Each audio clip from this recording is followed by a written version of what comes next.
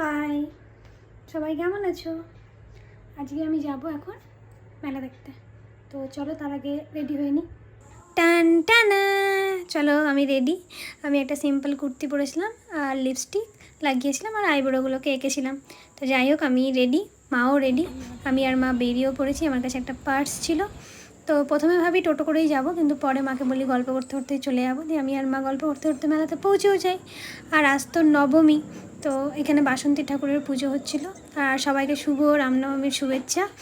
তো এখানে একটা বাচ্চা ছিল, খুব সুন্দর ঢাক বাজাচ্ছিলো। তো আমি আর মা ওখানে চেয়ারে বসে বসে সেটাই দেখছিলাম। তারপরে আমরা খিচুড়ি খেতে চলে যাই, কিন্তু খিচুড়ি খাইনি, বাড়ির জন্য নিয়ে চলে আসি। ভাই খিচুড়ি খেতে খুব ভালোবাসে, তাই তারপরে সবাইকে লটারি কাটতে দেখে আমিও কাটি।